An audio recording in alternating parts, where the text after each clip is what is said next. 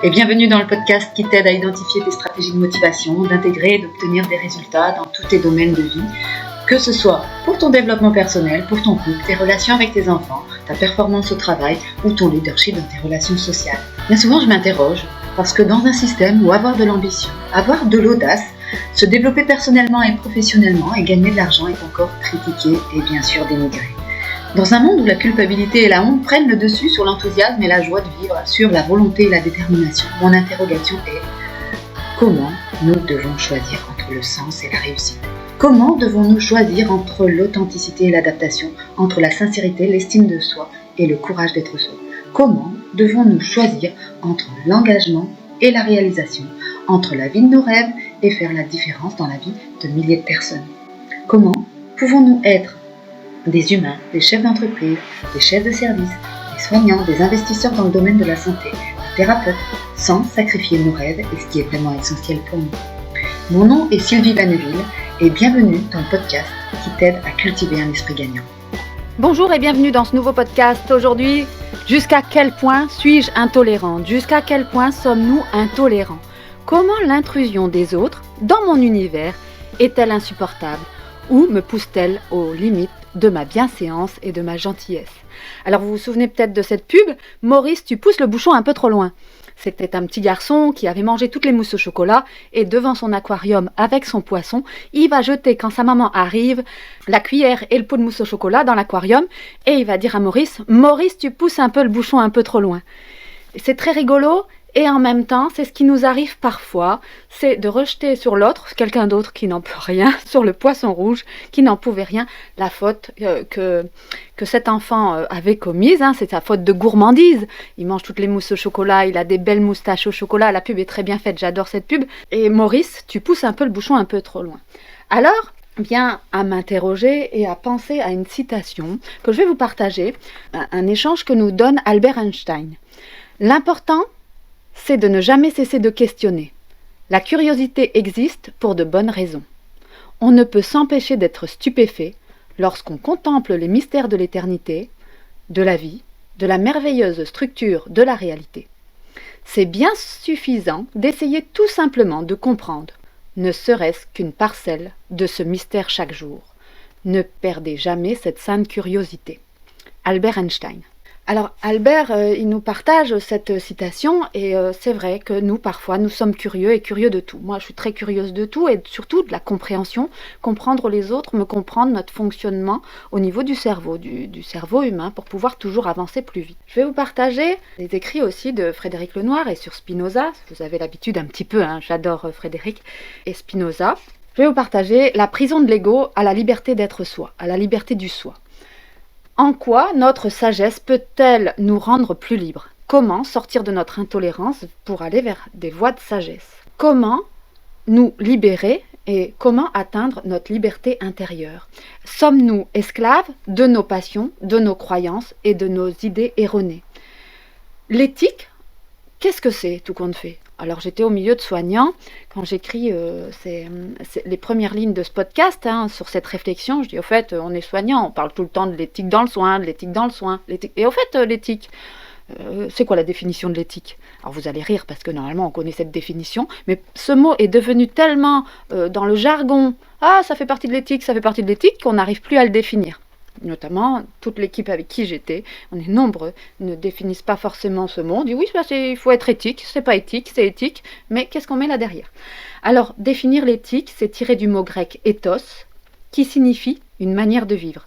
L'éthique est une branche de la philosophie qui s'intéresse au comportement humain et plus précisément à la conduite des individus en société. C'est une science morale, l'éthique est une science morale, c'est un ensemble de conceptions morales de quelqu'un, d'un milieu, notamment par exemple dans le milieu médical. Mais on a aussi l'éthique dans la recherche, l'éthique au niveau de la fin de vie, on a des notions d'éthique, des conceptions morales de quelqu'un ou d'un groupe d'individus dans un milieu.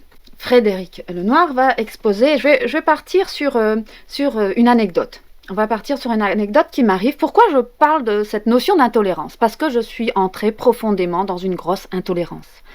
Je suis arrivée à « Maurice, tu pousses le bouchon un peu trop loin ».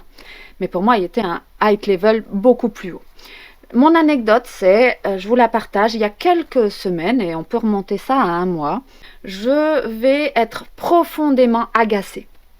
Je vais être profondément agacée et cet agacement va polluer tout mon univers. Ce qui se passe, c'est que j'ai l'habitude de descendre lors de déplacements dans un hôtel. Et dans cet hôtel, un jour, un soir, quand je vais arriver, un homme aura pris un rendez-vous avec moi. Sans me demander, sans mon consentement. Il aura décidé que tel jour, telle heure, forcément, je devrais le rencontrer. Là, je deviens très agacée. Alors, il n'y a rien de sexuel, etc. Je vous rassure tout de suite. Mais il y a quand même une arrière-pensée derrière la volonté de cet homme de me rencontrer le soir sans mon consentement. Je vous explique comment ça se passe et comment ça s'installe. Je suis à l'hôtel et un jour, alors que je dois remettre la clé parce que je quitte la chambre, je croise un monsieur dans les couloirs. C'est un monsieur âgé. Pour garder l'intimité, l'anonymat, je vais le nommer Albert. Alors pourquoi j'ai pris Albert? Comme Albert Einstein. Je vais l'appeler Albert pour faire mention à Albert Einstein parce que je vais utiliser un autre prénom. Ce prénom est un prénom de substitution, vous l'aurez compris. Donc je vais me retrouver et je vais croiser Albert dans les couloirs et puis il va m'expliquer tu peux laisser Sylvie ta clé à tel endroit, c'est pas grave, le maître d'hôtel va le trouver, c'est ok. Et ensuite on discute et il m'annonce qu'il est écrivain, etc. Donc, et puis de fil en aiguille on discute et il a plus de 70 ans, 72, 13 ans.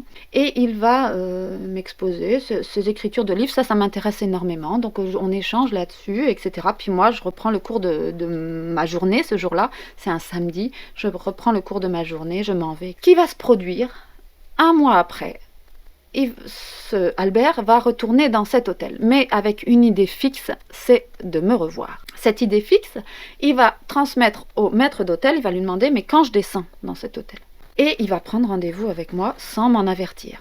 Alors, comment ça va se passer? Il va demander quand je suis présente, il va avoir l'information et il va organiser son séjour en fonction de ma présence. Un jour, un soir, après mon intervention sur Boulogne, j'arrive à l'hôtel, mes bras chargés avec mes sacs, tout ce que j'emmène pour la soirée, le travail, un peu, voilà, mes bouquins pour lire un peu le soir, tranquille. Et ce soir-là, quand j'arrive à l'hôtel, j'ai pris 2 rendez-vous de coaching par téléphone parce que c'est 2 rendez-vous en urgence et que je vais y répondre. Donc, c'est pas habituel. Souvent, les soirs où je suis en déplacement, je réponds pas au téléphone, pas beaucoup, sauf en cas d'urgence. Et là, je prends 2 rendez-vous.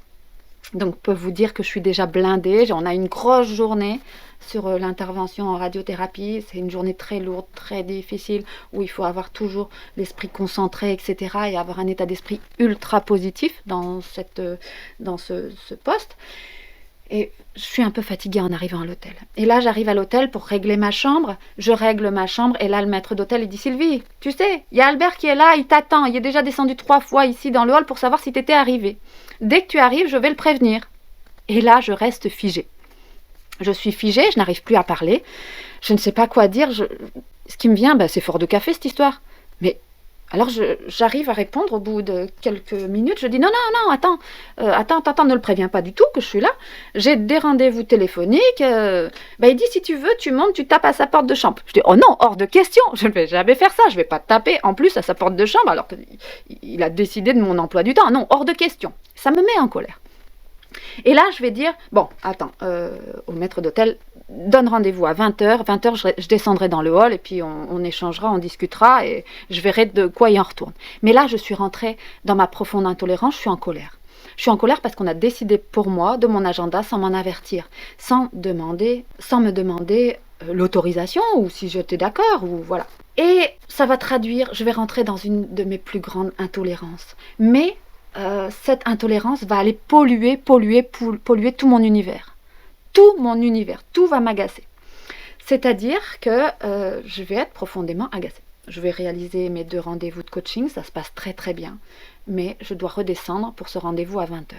Et ce rendez-vous, il n'est pas OK pour moi. Il n'est pas aligné avec mes valeurs et avec l'éthique que je me suis donnée. Et pour être dans l'éthique, le véritable chemin de liberté, les valeurs de l'éthique qui sont citées par Spinoza, c'est que pour être dans des valeurs éthiques, nous retrouvons dans ces valeurs l'intégrité, mais aussi le désintéressement, l'ouverture d'esprit, le respect, l'honnêteté, le courage ou encore le sens de la justice. Et moi, je me retrouve à être complètement à côté. Je suis plus du tout dans l'ouverture d'esprit. Je trouve ça profondément irrespectueux d'être aussi intrusif. Je trouve que c'est pas honnête. Je trouve que je n'arrive plus à avoir le courage de dire stop, ok, ça s'arrête. Et je trouve que c'est injuste. Ces valeurs d'éthique, je vais vous les remettre. Les bonnes valeurs d'éthique sont l'intégrité, le désintéressement, l'ouverture d'esprit, le respect, l'honnêteté, le courage et le sens de la justice. Ces valeurs, elles vont motiver chez nous tous, elles vont nous motiver et orienter nos actions chez toutes les personnes concernées. On a besoin d'être intègre, désintéressé, avoir beaucoup d'ouverture d'esprit, de ressentir le respect, l'honnêteté, le courage et le sens de la justice. Et là, je vous introduis une autre notion qui est le libre arbitre, c'est-à-dire notre disposition naturelle à faire des choix libres de toute contrainte intérieure et extérieure. Notre libre arbitre, c'est notre disposition naturelle à faire des choix libres de toute contrainte intérieure et extérieure. Et là, je me rends compte que c'est pas ok pour moi. C'est pas ok pour moi parce que je n'ai plus mon libre arbitre. Je suis passée du côté obscur. Alors nous avons notre côté lumière, mais nous avons notre côté obscur. Et je suis partie dans ma zone d'ombre et dans ma zone complètement intolérante. Alors, est-ce que je suis esclave de mes croyances, de mes idées erronées ou de mes passions? Je vais analyser tout ça. Moi, je trouve ça, en fait, c'est en dehors de mes croyances, de mes désirs et de mes émotions. Je suis passée dans une émotion de colère quand je vois qu'on a décidé pour moi mon rendez-vous. Je vais descendre, alors l'histoire se continue à 20h, je suis profondément en colère, mais je dis Sylvie, allez, stop ça, tu retournes dans un peu ta gentillesse, ta sagesse, stop ça, tu descends, tu bois un verre et tu échanges, certainement tu vas parler de bouquins, tu vas parler de livres ou d'autres choses, tu échanges et c'est ok. L'univers te fait travailler ça. Ok, donc je vais descendre, on va prendre un verre et tout se passe très bien, aucun souci, aucune ambiguïté. Et je vais quitter la soirée, je vais aller me coucher, etc. Je retourne le lendemain à l'intervention avec mes amis de radiothérapie et tout se passe très bien. Sauf que l'histoire ne serait pas une anecdote, ne serait pas l'histoire s'il n'y avait pas un ensuite. Que se passa-t-il ensuite? Eh bien, une semaine après, nouvelle intervention, nouvelle arrivée dans cet hôtel, et j'arrive, hop, avec mes sacs, j'arrive au bar pour payer ma chambre, et que se passe-t-il? Sylvie, Albert est là, et il t'attend, il a réservé sa soirée. Oh là là, imaginez ma colère, ma frustration. Je suis profondément, là je deviens complètement intolérante, et ça m'agace profondément. Et là, je n'en peux plus, mais je ne sais pas comment faire. J'aurais pu très bien dire non, stop, etc. Et là, je suis encore une fois sidérée, figée, et je n'arrive pas à me sortir de cette histoire, en fait. Je n'arrive pas à me sortir de cette personne qui a décidé pour moi et qui me rend complètement intolérante. Alors pourquoi je dis ça? Dans la peur, notre cervelet va nous faire agir de 3 façons. Quand on est face à une peur ou une colère, on va être soit figé, soit on va être dans la fuite, soit on va être dans le combat.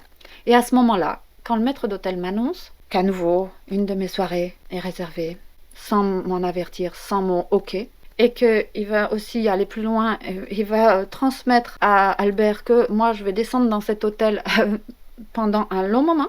Donc là, je me dis, c'est la catastrophe. C'est la catastrophe.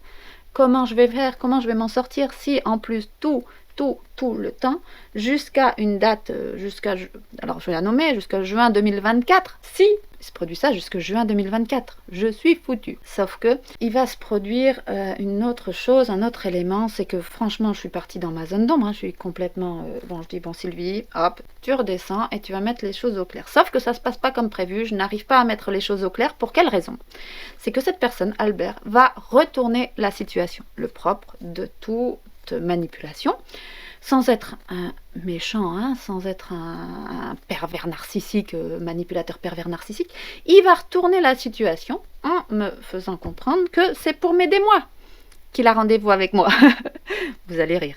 Moi qui suis tellement indépendante, qui aime ma part de solitude, qui aime ces moments off, où je peux être tranquille, j'aime être en interaction sociale, j'adore ça, j'aime aller dans des grandes fêtes, j'aime aller à des concerts, j'aime tout ça. Mais j'aime aussi mon temps de repos. Et quand je suis en intervention, les jours de la semaine où je descends à l'hôtel, on doit donner beaucoup de nous. on partage beaucoup, on est avec beaucoup de monde, on échange beaucoup, il faut beaucoup d'énergie. Et il faut aussi du temps pour se ressourcer. Et moi, ce soir-là, j'adore ce temps pour me ressourcer tranquille. Alors déjà, loin de mes obligations de maman, c'est-à-dire que quand je descends à l'hôtel, je n'ai ni à gérer le repas du soir, ni les devoirs, rien. Donc en fait, c'est mon petit moment à moi, ce soir-là de la semaine, où je vais pouvoir me consacrer à mon repos, à mes lectures, à la préparation d'un podcast, à mon émerveillement. J'adore aller à la mer, aller regarder la mer, méditer, être au calme.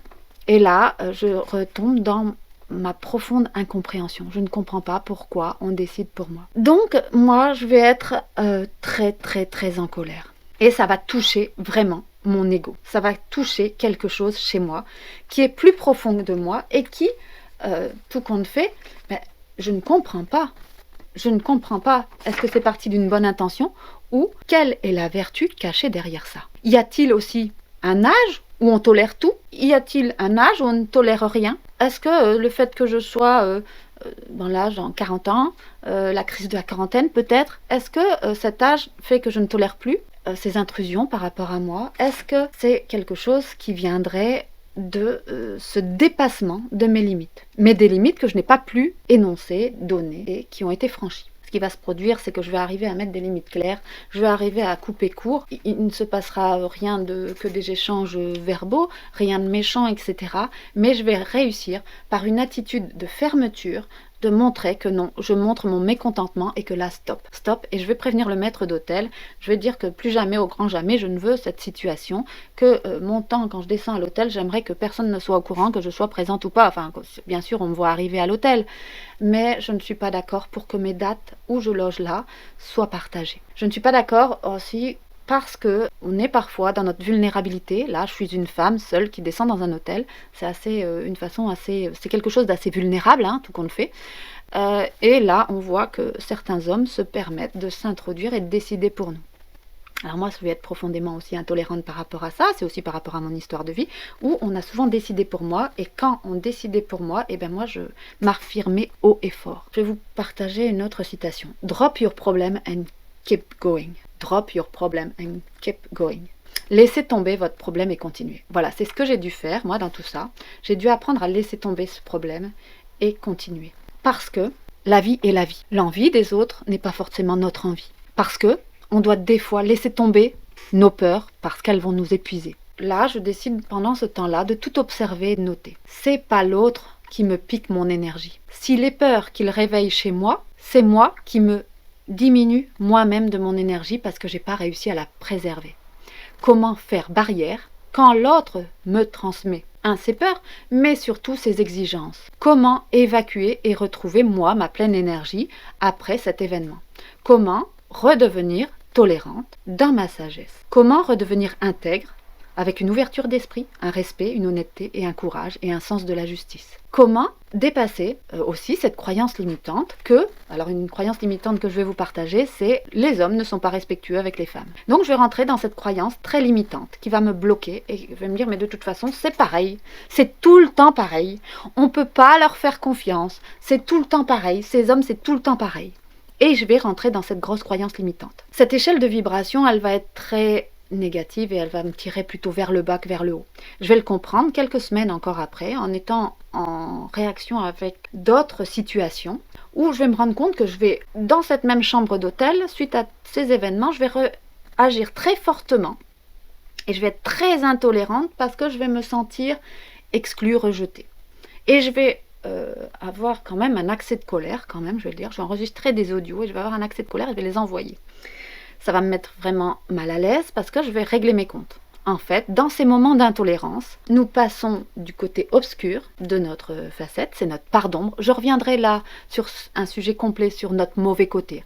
Notre mauvais côté, c'est un peu Dr Jekyll et Mr Hyde. C'est aussi comme dans la saga de Star Wars, où on a tire ta force de l'ombre, les forces de l'ombre. Oui, moi, je vais régler mes comptes et je vais mettre des limites claires à tout le monde, notamment à tous les hommes de mon entourage. Je vais mettre des limites claires parce que je suis complètement devenue intolérante et je me réaffirme très fortement. Avec des mauvaises évaluations, de ma part parce qu'elles sont biaisées.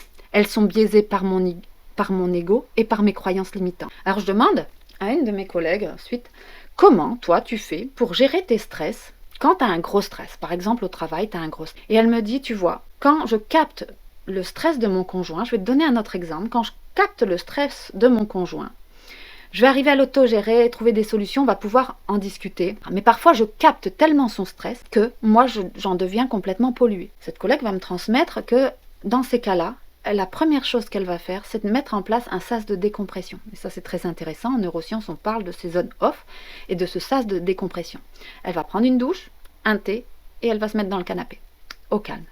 Et elle va reparler avec son conjoint 2-3 minutes plus tard ou 1 heure plus tard pour ne pas le polluer si elle aussi elle est stressée. Elle dira, l'on a l'un et l'autre un amour commun, il m'écoute et on passe à autre chose. Tout ce qui ne s'exprime pas s'imprime. Cette petite phrase, je voudrais que vous la reteniez, tout ce qui ne s'exprime pas s'imprime. C'est-à-dire que ce que vous n'allez pas exprimer va s'imprimer en vous. Donc votre colère va s'imprimer en vous, votre frustration, votre stress, etc.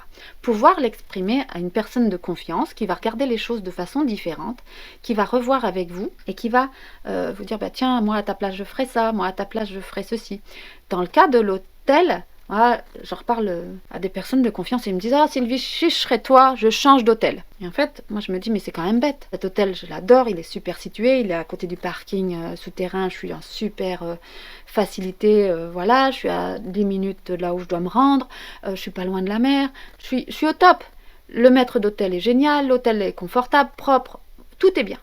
Puis je changerai d'hôtel, il se produira la même chose avec un autre individu. Il ne faut pas se leurrer, hein. On va déplacer le problème et je n'aurai pas réglé le problème. Et donc là, je dis, non, en fait, moi, je ne vais pas changer d'hôtel, je ne vais pas fuir, parce que fuir, ça ne résoudrait pas le problème. Je vais remettre des limites claires pour pouvoir avancer. Mais le fait d'avoir eu d'autres personnes, donc, qui ont beaucoup ri aussi de la situation, hein, et ils ont beaucoup ri, ils m'ont fait bien rire sur ma situation, ils m'ont dit, ah Sylvie, toi alors, quand tu arrives à l'hôtel, ça y est t'as tes admirateurs à l'hôtel, ils se sont moqués, ils m'ont charrié et ça a fait du bien parce qu'on a bien pu en rire. J'ai pu me détacher, j'ai pu sortir de mon intolérance et j'ai pu, avec mon imaginaire, remettre du sens et remettre de la réalité et puis stopper ce qui se produisait. On est actrice de sa vie. Et c'est ce que je partageais avec cette collègue. On n'est pas victime de sa vie. On est des acteurs de notre vie, pas des victimes de notre vie. Même si on reconnaît qu'on va recevoir du stress et des perturbateurs, des générateurs de stress tout le temps, comme tout le monde. Vouloir être en dehors des perturbateurs, des personnes stressantes, des générateurs de stress, ça serait de la folie. Ça n'existe pas. Nous sommes stressés et face à des perturbateurs tout le temps. On ne sait même pas les prévoir ni les prédire et nous ne savons pas toujours comment y réagir. Une deuxième astuce pour sortir de ça aussi, on va utiliser les grandes respirations, on va utiliser l'humour, vous l'avez entendu, mais on va utiliser les grandes respirations et des affirmations très positives. Sylvie, tu es capable, tu peux t'en sortir toute seule, tu vas arriver à t'en tirer vers le haut. Mais il va falloir le temps de réflexion par rapport à ça. Il y a le temps aussi pour s'excuser si on a été vraiment trop intolérante, trop dur avec les autres, trop loin dans sa colère et on va devoir s'excuser et s'en expliquer un petit peu pour que l'autre puisse comprendre. Il n'est pas obligé d'accepter nos excuses, l'autre en face n'est pas obligé d'accepter et c'est ok aussi, ça sera la fin d'une relation, ça sera la fin d'un échange parce que l'autre en face a le droit de dire non Sylvie, j'ai pas envie d'accepter, colère ou en même temps je me suis jamais retrouvée face à une situation où on a refusé d'accepter mes excuses hein. Et ne vous inquiétez pas avec ça. N'ayez pas peur qu'on coupe une relation avec vous simplement parce que vous ayez surréagi. Quand on peut l'expliquer, il n'y a pas de raison qu'on coupe une relation. Si les gens coupent la relation avec vous, c'est certainement pas parce que vous avez surréagi, c'est parce qu'ils ont envie de couper la relation avec vous et que là, ils ont une bonne excuse pour vous mettre la responsabilité sur vous. Ils vont pas prendre leur part de responsabilité et dire les choses clairement, mais ils vont mettre la responsabilité sur vous. Bah c'était Sylvie, là tu as été trop loin, etc. J'ai décidé de couper les ponts. Non, ou de couper les liens. Non, ne vous inquiétez pas avec ça. Et si ça se produisait, eh bien ce serait que de la gratitude et de dire bah c'est ok, c'est comme ça, c'est la vie qui veut ça. Et c'est ok. Laissons partir les personnes qui n'ont pas besoin de rester dans notre environnement. Je vous rappelle, notre environnement, c'est ce qui génère nos comportements. Notre environnement, parfois, c'est nous qui faisons rentrer les personnes. Parfois, c'est elles qui qui y entrent.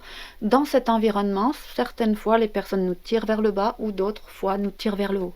Quand ces personnes nous tirent vers le bas, il va falloir toujours mettre des limites claires, bien sûr, et aussi accepter de couper ces liens qui nous tirent vers le bas et qui sont toxiques. Ça sera de l'acceptation. C'est dur, cette acceptation, j'en conviens, surtout si vous faites entrer dans cet environnement quelqu'un pour qui vous avez des profonds sentiments, que vous avez beaucoup d'amour ou beaucoup de respect, que vous sentez quelqu'un de très aligné avec vos valeurs et que tout compte fait, il n'y arrive pas à avoir de réel échange et de communication. On est obligé d'accepter et de garder son libre arbitre. Son libre arbitre, c'est-à-dire notre disposition naturelle à faire nos choix libres et lui aussi en face, l'autre personne, de faire ses choix libres de toutes les contraintes intérieures.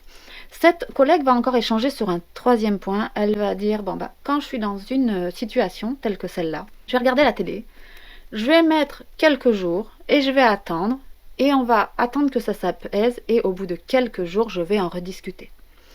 On va manger des choses dans le plaisir gustatif pour passer à autre chose. On va reposer le cadre et elle va décider d'une date, une heure, un instant propice à eux deux, à ce couple-là en l'occurrence. Quand il y a une grosse tension dans son couple, un gros stress, elle va décider, elle va reposer le cadre, les limites claires, elle va se responsabiliser et ils vont décider d'une date, heure et moment d'un nouvel échange pour partir sur de bonnes bases et pour sortir eux, chacun de leur intolérance. Je rappelle que dans la colère, même pour deux personnes, dans la colère, les deux sont... Eh oui, je le dis, ça va être dur à entendre, mais les deux sont cons. Il n'y en a pas un qui a raison, un qui a tort, parce que ça veut dire que là, on est dans un combat, on est dans une dualité, on est dans un match, on va combattre, l'autre est un adversaire. L'autre ne doit pas devenir notre adversaire, il doit simplement être un coéquipier, un partenaire de réussite, quand on les fait rentrer dans notre environnement. Alors, la dernière question, c'est comment remonter très vite quand il y a de la jalousie, de la haine et de la rancœur. Ça, c'est ce qu'on verra sur une autre capsule, sur une capsule qui va parler de nos côtés sombres. Là, aujourd'hui, j'ai partagé et je reviens sur notre façon. Sommes-nous intolérants ou jusqu'à quel point sommes-nous intolérants et intolérantes? Est-ce que c'est OK pour nous d'être parfois intolérants? Est-ce qu'il est nécessaire parfois d'être intolérant? Ben oui, il est nécessaire et cette intolérance nous permet de remettre des limites claires et de se repositionner sur ce que l'on a besoin. Cette intolérance nous permet aussi de nous confronter à notre ego et à être qui nous sommes, même si nous sommes parfois esclaves, soit de nos passions, de nos désirs, de nos croyances, de nos émotions et de nos idées. Gardons notre problématique de la liberté, c'est une vraie problématique, et telle que les sages de l'Antiquité l'avaient esquissée, par exemple, ils disent que nous sommes tels des acteurs dans une pièce de théâtre. Ce n'est pas nous qui avons choisi de jouer tel ou tel rôle, nous sommes parfois libres, parfois non libres, mais nous sommes toujours libres de bien jouer ou de mal jouer, d'avoir du plaisir ou du déplaisir à jouer ce rôle qu'on nous donne. Et ce plaisir ou ce déplaisir, cette liberté à bien jouer ou à mal jouer, c'est vraiment la véritable liberté intérieure. Je terminerai par dire que chaque acte produit un effet. Chaque acte a la production d'un effet, quel qu'il soit. Dans cet effet, derrière ça, on parle de réalisation de soi. Et pour les bouddhistes, parlent, eux, de la période d'éveil. Quand on va sortir de cet effet, il y aura un effet gagnant ou un effet perdant, ou un effet compromettant par exemple, mais il y a toujours un effet. Et cet effet va être un terme qui va nous amener à la réalisation de soi.